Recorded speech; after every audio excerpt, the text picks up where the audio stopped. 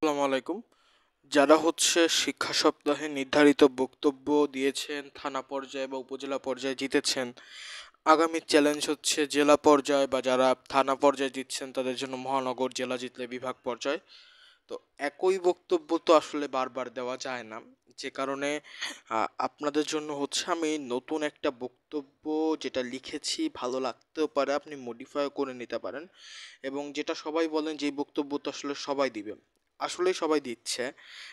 কিন্তু ঘটনা হচ্ছে আপনার উপস্থাপন কৌশল, এবং আপনি কিছুটা মডিফাই করে নেবেন। আমি যেটা লিখছি টোটাল এটাই দিবেন না, তাহলে দেখবেন যে অন্যটার সাথে আপনারটা পুরোপুরি মিলে যাবে না কখনোই।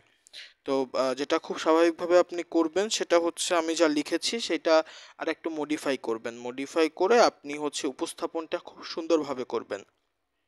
উপস্থাপনের কয়েকটা কৌশল বলি।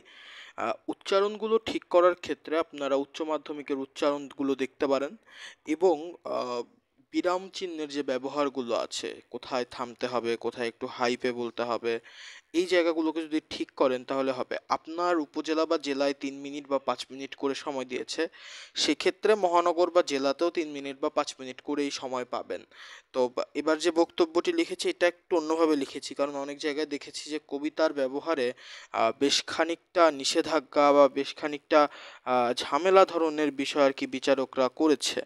সেক্ষেত্রে আমরা যদি শুরুটা একটু অন্যভাবে করি, যে বাংলাদেশের মুক্তিযুদ্ধ শিরোনামটি কোনো গল্পের কিংবা রূপকথার কথা নয়, এটি একটি মহাকাব্যের, একটি সত্য ইতিহাসের, যে শিরোনামটি বহন করে চলেছে একটি রাষ্ট্রের জন্ম, বেড়ে ওঠা, স্বাধীনতা ও সার্বভৌমত্ব। আজ এই মঞ্চে আমি সেই মহাকাব্যের মহানায়কের কথা শোনাতে এসেছি।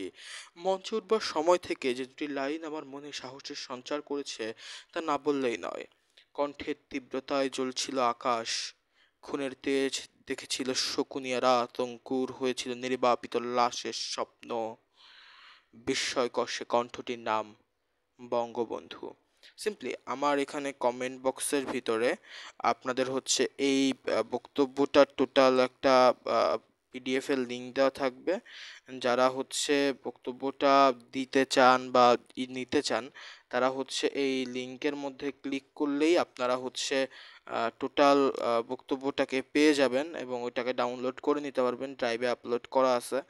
সো আর মহানগরে কারা কারা ঢাকা মহানগর থেকে দেখতেছো, 25টা থানার, এবং ঢাকা বিভাগ থেকে কারা দেখতেছো, তারা নিঃসন্দেহে যদি বিভাগে আসো, ডিআরএমসিতে আসতে হবে। সো কমেন্টে জানাই দিও। আর এটা এক্স্যাক্টলি কতটা লাগছে তোমাদের কাছে, সেটাও করো প্রবলেমটা। দ্যাটস ইট আর কি।